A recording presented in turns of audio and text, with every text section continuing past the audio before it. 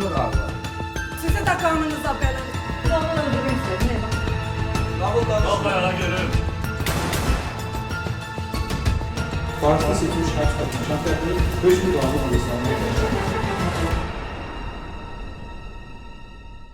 2025-ci il avqustun 20-sinə keçən gecə 102 mərkəzindən 37-ci polis şöbəsinə inzibati ərazidə ağır cinayət törədilməsi barədə məlumat daxil olub.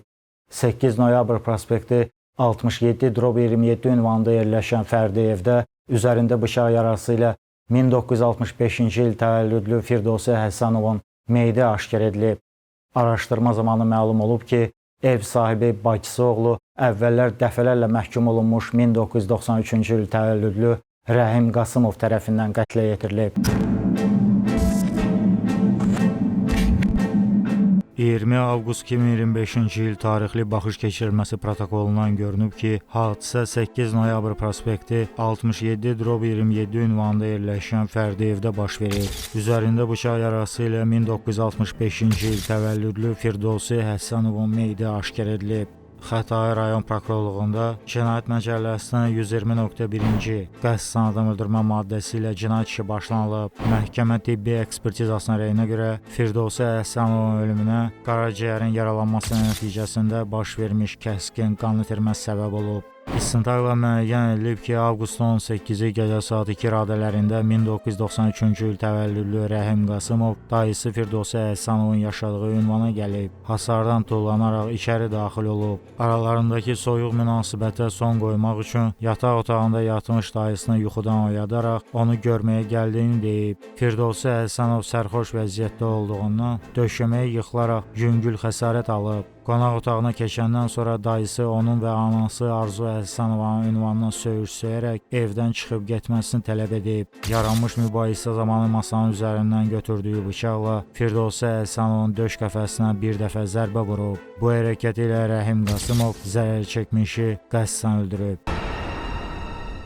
İş üzrə dindirilmiş Rəhim Qasımov bildirib ki, Maşlar qəsəbəsində anası ilə birlikdə yaşayıb. Atası İlqar və qardaşı Müzəffər vəfat ediblər. Orta məktəbdən sonra müxtəlif yerlərdə kassir, kuryer, avtoyolcu məntəqəsində fəhlə işləyib. 2014-cü ildə narkotik vasitələrin istifadəsinə görə Nəsimi rayon polis idarəsinin əməkdaşları tərəfindən saxlanılıb və məhkəmənin hökmü ilə 1 il 6 ay müddətinə azadlıqdan məhrum olunub. 1 ildən sonra həmin əməlinə görə Sabunçu rayon məhkəməsinin hökmü ilə 2 il müddətinə azadlıqdan məhrum olunub. Amnistiya aktına əsasən 2016-cı ilin iyul ayında azadlığa buraxılıb. Həmin il oktyabrın 14-də yaşadığı evin yaxınlığında mübahisə zamanı bir nəfəri bıçaq zərbəsi ilə yaralayıb. Bakı Ağır Cinayətlər Məhkəməsinin hökmü ilə Cinayət Məcəlləsinin 126-cı maddəsi ilə 6 il müddətinə azadlıqdan məhrum olunub. 2022-ci il oktyabrın 15-də cəzasını çəkib azadlığa çıxıb. 2025-ci il mayın 14-də 14-cü polis şöbəsinin əməkdaşları tərəfindən saxlanılaraq üzərinə və evə baxış keçirilib. Ondan metamfetamin və elektron tərəzi aşkar edilib. Deməli 14.05.2025-ci il tarixli narkotik vasitələrin qanunsuz dövriyyəsində şübhəli bilinən vətəndaş özünüzü təqdim edir. Qasımov Rəhim İlqaroğlu'nun üzərində şəxsi axtarış və götürməni həyata keçirir. Üzərimizdə dövriyyəsi qadağan olunmuş hər navazı təklif olunması, təqdim etməyiniz təşrif olunur. Hava şəraitinin əlaqədar baxışı burada keçirildik. Bir rabitalarla. Sol dilindən. Bu nədir?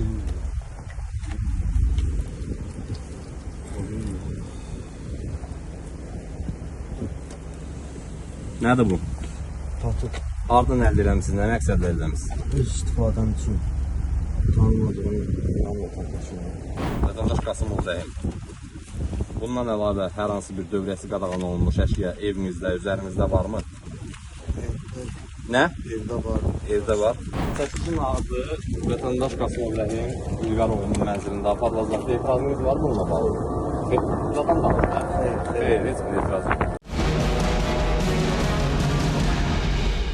Sabunçu rayon polis idarəsinin istintaq şöbəsində cinayət işi başlanılıb. Məhkəmənin qərarı ilə barəsində 4 ay müddətinə ev dustaqlığı qəti imkan tədbiri seçilib. Dayısı Firdovsi Əhsənov maşın ustası işləyib. Birinci nikahından olan bir övladı hazırda Qazaxstanda yaşayır. Uzun müddət həbsdə olduğu üçün onunla görüşməyə imkanı olmayıb. Aralarındakı soyuq münasibətə son qoymaqdan ötürü 2025-ci il avqustun 17-si saat 23 radələrində yaşadığı evdən çıxaraq 172 saylı avtobusla Koroğlu metro stansiyasının qarşısına gəlib. Metro ilə 28 may stansiyasına, oradan da 88 nömrəli avtobusla 8 noyabr prospektinə gedib. Dayısının yaşadığı evin qapısını döysə də qapını heç kim açmayıb. Hasardan heyətə tullanıb. Dayısını bir neçə dəfə çağıraraq bacısı oğlu Rəhim olduğunu və onu görməyə gəldiyini söyləyib. Ünvanına söyüş söyən dayısı ilə aralarında mübahisə yaranıb. Masada olan bıçağı götürüb onun döş qəfəsinə zərbə vurub. Meyidi sürüyüb otaqdan çıxarıb və hamam otağının girişində uzanıqlı vəziyyətdə qoyub. Cinayətin izini itirmək məqsədi ilə dayısına məxsus mobil telefonu və bıçağı özü ilə götürüb. Avqustun 20-sində 37-ci polis şöbəsinə əməkdaşları gələrək hadisə ilə əlaqədar onu sorğu-sual ediblər. Törətdiyi cinayəti etiraf edib. Qasımov Rəhim İlqaroğlu'nun ifadəsinin yerində yoxlanması istintaq hərəkətini aparırıq. Bu göstərin istiqamət hansı tərəfdən gəlmisiniz? O istiqamətdən gəlmişəm, bir dənə girişdi. Ay neçəsi olub? 18-i. Dəqiq deyin də 18 birinci. 18 avqust 2025-ci tarixdə. 18-i keçən gecə. Saat neçə radələri? O 1-dən 2 arası beləncə çatdım bura. Bura kimi hansı nəqliyyat vasitəsindən gəlmisiniz?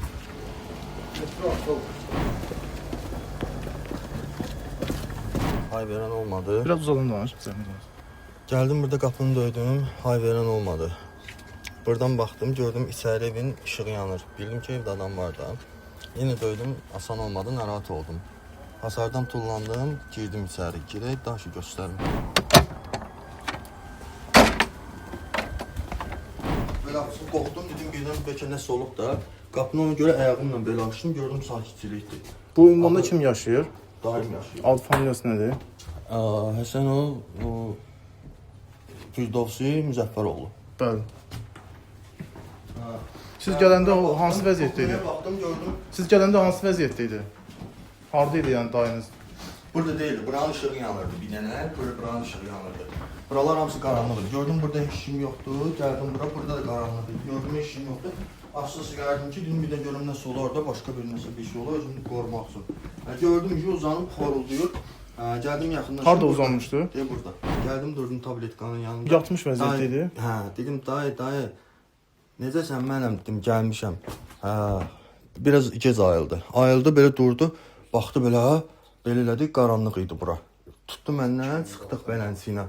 O sizin yaxanızdan tutub, siz onu? Yox, elə bir qol-qola, belənçi ilə bir qol-qola girdik. Ad nədir? Çıxdıq bayra. Çıxa-çıxa dedim ki, mənəm də, bacı oğlu, Müzəffərin nəvəsi, bacının oğlu, Rəhim.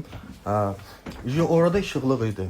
Orada baxdı, orada münasibət düşdü. O ki, bəs niyə gəlmişsən bura? Necə girdin sən bu afişi mənim evimə? Dedim ki, nigaran qaldım da, çağırdım, bayaqdan çağırıram. Hay verən yoxdur. Yəni o saatda bu evə gəlməkdə məqsədiniz nə olub? Gəlməyin məqsədim, mən xoş məqsədlə gəlmişəm. Daim bacı-oğlu münasibətini qurmağa gəlmişəm. Bir münasibətimiz olsun, neçə ildir münasibət yox. Ümumiyyətcə bundan qabaq da heç davadalaşımız da olmayıb. Bu sadəcə münasibət yoxdur. Mən dedim gəlim. Niyə sutkanın qaranlıq vaxtı, gecə vaxtı gəlirsiniz, gündüz vaxtı yox? İndi elə bir vaxtıma düşdü, boş vaxtıma. Bekar adamam, eləncə vaxtı gəldim. Olsa küçələ axtara-axtara buranı avtobus şoföründən hara bura gəlir zad, ona görə gecikdim biraz da. O avtobusun yolu da uzaqdır, parkın yanına bura gəlmişəm, elə vaxtda gəldim, çıxdım bura. Durdu, beləcə ki, mən bu tərəfdə, o tərəfdə gəldik, beləcə qol-qola. Bildim ki, gözü seçmir də, qaranlıqda bura. Gəldik, buranın işığı yanırdı. Burada durdu, baxdı belənçinə mənə, sən bura nətər gəlmişsən? Nətər dedim, dayı, biz narahat oldum da, biz ona görə tullandım, bəyaqdan döyürəm qapını, baxıram işıqdan yanır, nigaran oldum, axı dedim, görəsən nəsə olub bir şey, özüm olsa asası giymişəm, gözümdə qorxa-qorxa dedim, gördüm, görən nə olub belənsə, bəyaqdan çağırıram, hay verən yox. Onda deyir ki, qeyrət eləmişsən, başı partladıram, sən mənim evimə nəsə belə girsən. Deyirəm, amma mən evləri atdan-atdana gülən adam deyirəm. Deyirəm, gördüm oradan nigaran qaldım da, daimsan dedim. Bəlkə başqa bir iş gələr, mənim evimə belə girirsən, deşərəm sən zad. Sonra nə oldu? Oturdum, mən dedim, ürəyimdə etdim. Harda oturdu? Mən oturdum burada. Göstər. Pis oldum da, dedim, amma mən nə niyyətinə gəlmişəm. Oturdum, beləncə, dedim, buna bax, dedim, əlimlə beləm, deyirəm, ona bax, o da danışır. Deyirəm, amma mən nə niyyətinə gəlmişəm? Bunun danışığına bax, bunun mənə qarşılamağına, bu da mənim dayım. Bəs o harda dayanmışdı? O orada dayanmışdı. Ucu da orada danışdı, sonra biraz da bacısından danışdı, yananamla. Ucu durdum mən ayağa, ucu o da beləncə başladı. Nəmin hep yəni idi, belə şeylədi, gəldi üstümə gələndə belə açdı beləncəsini, uzandı beləncəsinə. Söyledim, götürdüm oradan bıçağı, dedim, mənə deyirsən. Belə götürdüm, mən də soxdum bıçağı. Bıçaq da oradaydı. Harda göstər onu? Şaka. Burada. Götürdüm, beləncəsini burada. Dedim, mənə deyirsən sən onu. Bıçağı təsvir edə bilərsən? Hə? Təsvir edə bilərsən bıçağı, tiyəsi nə rəngdə idi? Qardaşım, başıma dönmüsən. Mənə söydü, mən də gəldim, beləncə dedim, mənə deyirsən, gələ. Belə elədim, qurban, sən başqa söhbət eləməydi. O, bax, yadıma düşürücü əsəbləşmə. Hansı nahiyəndən vurdun? Burasından. Sonra nə ediniz bəs? Heç nə, ondan sonra da oturdum. Yəni burada vurmuşsunuz adamı? Hə. Aha, davam edək. Ondan sonra da oturdum. Özü əlalı sakitləş, davam edək də, istinə hərəkət gedir. Sonra nə olub, ardıcıqdan danışdı? Orada da bu ilə də pis getdim də bilirəm də məni gözləyir. Ondan sonra dedim pis da bu ilə də. Bu da mənim daim. Siz onun öldüyünü nə vaxt başa düşdünüz? Vurdum onu, xırıldadı. Belə elədi. Bir dənə fırlandı belə divar tərəfə. Baxdım, gördüm duracaq ayağa, yoxsa yox. Tezdən yenə belə uzandı, həmişə kimi belə birinci vəziyyətinə. Ondan sonra qaldı eləsinə. Ondan sonra da ölmüşdü. Götürdüm, sürütlədim, apardım bayra. Təcili yardıma məlumat vermək fikriniz olub? Yoxsa verməmişsə nəyə görə verməmişsiniz? Beləsinə, daha o momentdə daha insan eləndən sonra ki, daha beynim qarma qarışıq idi. Daha bilmədim. Götürdüm, sürütlədim, apardım oraya. Göstərinizi hardan sürütdüyü baxarmısan? Bu tərəfdəydi, başı tutdum əllərindən beləsinə. Göstər. Beləsinə apardım. Hara apardım?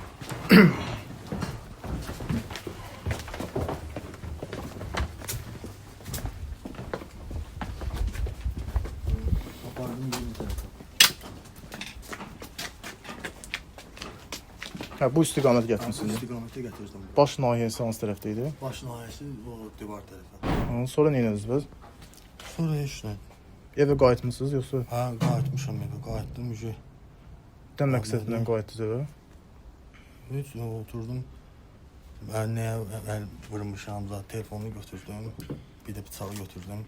Apardım telefonu, bir də bıçağı. Bıçağı özünüzdən gətirmişdiniz yoxsa bu evin bıçağı idi? Yox, bu evin idi. Mənim üstümdə bıçaq olmayıb. Mənim bıçağım olmayıb. Bıçaq daşımıram mənim üstümdə. Evdən pul vəsaiti götürmüsünüz? 10 qəpiklər idi orada, bir də 11-12 manat pul idi. Hardan götürmüsünüz onu? Deyilə o qəpik olan var. Gəl göstər onu. Televizor üstündə. Bunu meyidi çölə çıxardan sonra gəlib götürmüsünüz təzədən? Hə.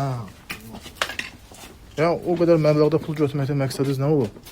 Yol pulu olsun da metro avtobusla gəlmişəm. Heç olmasa taksi ilə gedim də. Hə, göstər hardan götürmüsünüz?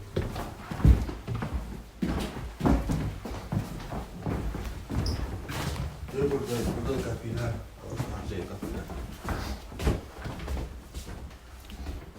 11 manat kağız pul vəsaiti. 11-12 manat idi. Bu da Üstümdə burada də idi. 1-2 manat varım idi. Təxminən neçə dəqiqə sonra evdən çıxmısınız? Bir hardasa Yəni cinayət faktı baş verəndən neçə dəqiqə sonra? saat olar belə qaldım evdə. O müddətdə nə edirsiniz bəs bu evdə? Heç nə oturmuşdum, həyatımı fikirləşirdim də, bədbəxt elədi ya. Yemək yemisiniz burada? Yemək yedim. O ondan sonra meşlik daşıdım, o da yeri beyir elədim, özüm də çıxdım, getdim, telefonu da apardım, sındırdım, bıçağı da bastırdım. Spirtli içki qəbul eləmisiniz burada? Burada spirtli içki, pivə içmişdim. Başqa və siqaret kötükləri? Siqaret kötüklərini özüm tullanmışam özümdə. Hara tullamısınız? O gedəndə göstərəm elə bıçağı bastırdığım o yolun üzərinə səpələmişəm. Başqa heç bir şey götürməmisiniz bu evdə? Başqa nəyinə, başqa nəyinə lazım heç nə. Götürüb göndəyməyəcəm ki, həyat getdi.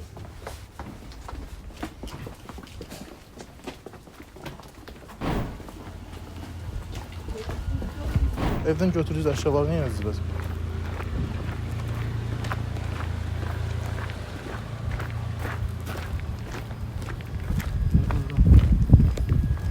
özünüzdən göstərin. Telefonda gedir yol sürür. Duxçaqdır. Bəli. Qablaşdırmaqla götürək.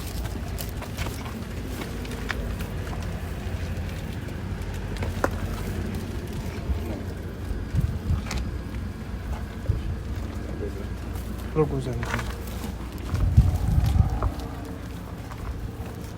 Bıçağın tiyəsinin əyilməsi hadisə vaxtı bastıranda olur. Dedim soxum da ki, girər quma, girmədi, əyildi. Digər əşyalar, mobil telefon. Mobil telefonu da gedir üstələ.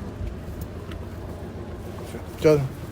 Yo, maşınla getsək, çıxacaqda düşür. Orada düşüb göstərərəm, rahat olar, daha rahat olar. Yəni telefonu götürməkdə məqsədi nə olur ki? Yəni yox eləyim də, sındırım getsin. Bu daşın altına qoymuşdunuz. Yox, prosta daşa belə baxdım, amma bura biraz qumluq idi, burada bastırmışdım. Qabralıqdaydı. Hə, telefonu. O yüzdə idi. Belə çox bastırmamışdım. Məhkəmə iclasında Rəhim Qasımov elan edilmiş iddiam üzrə özünü qismən təqsirli bilərək ifadə verməkdən imtina edib. Verilmiş suallara cavab olaraq bildirib ki, ölüm hadisəsinə görə peşmandır. Narkotik vasitələrin və psixotrop maddələrin aludəçisi olub, lakin onların satışı ilə heç vaxt məşğul olmayıb. Zərər çəkmiş şəxsin hüquqi varisi Qumra xanım Əhsənova ifadəsində göstərib ki, 1998-ci ildə Firdovsi Əhsənovla rəsmi nikaha daxil olub. Onların övladı olmayıb. Firdovsi bacısının əri Cahanşir Əhmədovla birlikdə Xırdalan şəhərində yerləşən sexdə avtomobil ustası işləyib. Bir ara işləmək üçün Rusiyanın Sankt-Peterburg şəhərinə gedib. 2019-cu ildə Bakıya qayıdandan sonra Firdovsi Xətai rayonunda, o isə anası ilə birlikdə Yasama rayonunda yaşayıb. Ayrı yaşadıqlarına baxmayaraq tez-tez telefonla danışıblar. 2024-cü ildən Firdovsi adını bilmədiyi şirkətdə yük avtomaşınının sürücüsü işləməyə başlayıb. 2025-ci il avqustun 19-da dəfələrlə mobil nömrəsinə zəng etsə də yoldaşı cavab verməyib. Növbəti gün polis əməkdaşları Firdovsinin bacısı oğlu Rəhim Qasımov tərəfindən öldürüldüyünü xəbər veriblər. Rəhimin nə səbəbdən bu əməli törətdiyini bilmir. O təqsirləndirilən şəxslə barışmadığını və ondan şikayətçi olduğunu bildirib. Nə məlumdur sizə? Onu danışın. Bizim suallarımız olsa cavab. İddia istintaq zamanı ifadə verirsiniz üstəlik. Düzdür, vermişəm, vermişəm. Orada verdiyiniz ifadə kimi bizə bir ifadə verirsiniz. Şokdayım, inanırsınız ki, belə bir şey var. Bizdə ailədə heç vaxt belə şeylər olmuşdur. Birdən belə bir şey oldu. Mən evdəydim də, o demək, biz üzüm yığdım. Orada yazılıb da hamısı. Bir gün eşitdim ki, Ciları öldürüldü də, onu evdə öldürüldü. Sonra mənə gəldilər, polislər evdən götürdülər. Dedilər ki, şeydir də. Mən də bilmirəm, baxın, nənə söylədi. İbtidai araşdırma zamanı siz ifadə vermiş, sənin ifadənizi təsdiq edirsiniz. Əlbəttə. Qanun sizə barışıqla bağlı səlahiyyət verir. Hal-hazırda təqsirləndirilən şəxsə qarşı hansı bir Şikayətim, mən nə şikayətim? Barışıq əldə eləmişsiniz? Necə? Barışıq əldə eləmişsiniz? Yox, kimdən? Yox, heç kəsdə barışıq eləməmişim. Yox. Çünki elə bir şeydir ki bu, o yaşamaq istəyirdi, təzə işə girmişdi, maaş almışdı, o adamı necə yandırır, mənim ürəyim yanırdı deyildi, Quran haqqı.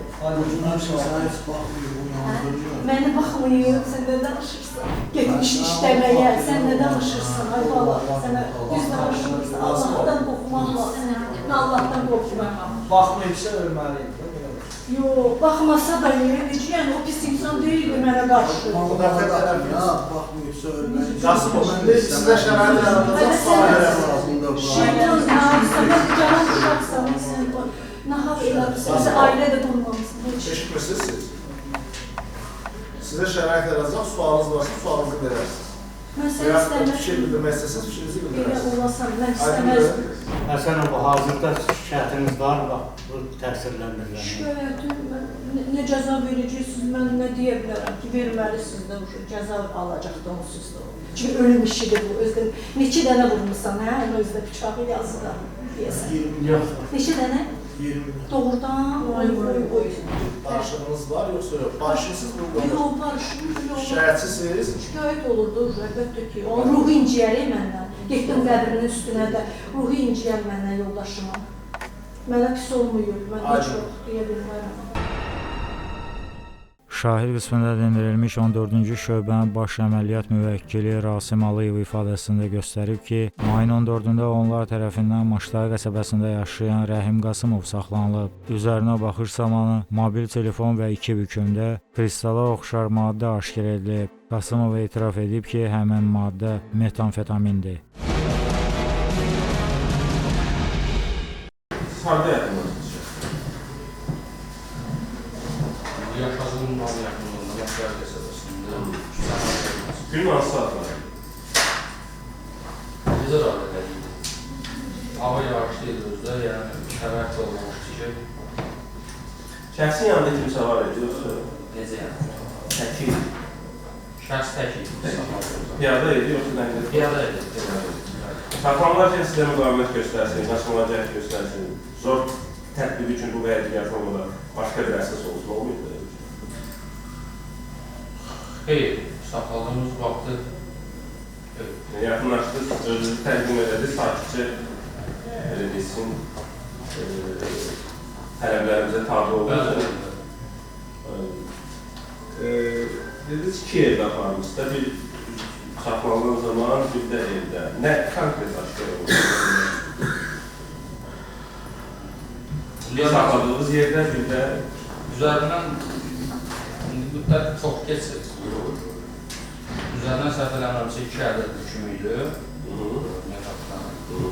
Sonradan təklif olmuşdu ki, əlavə olaraq hökmün artıq maddənin başqa bir yerdə olmağa bağlı suallar verilmişdi. Şəxs bildirmişdi ki, evdə də var və öz razılığı ilə evdə də baxış kesilmişdi. Baxışlamanın evində də bir elektron tərəzi və narkotik markaj görülmüşdü. sizin tərəfinizdən, kollegalarınız tərəfindən saxlanılarkən evdə, baxışda, yolda, idarədə hər hansı bir şəxsə qarşı ki, psixoloq olmur mu? Xeyr. Sualınız var şahid. Həqiqət söylüyor. Olur da. Sualınız var. Zaten tibbi karşılaşma olmuşdur, orada xəsarətlər aşkar olunur. Aydın bir dənə tək sənin şəxsi çarpı soruşur. Qasma, evdə də var idi, üstümüzdə də var idi. Mən olmuşum məhkəmədə dedim ki, danışmayacağım da, yəni. İfadə vermişsiniz, etiraz edirsiniz. Aydın, yoxdur.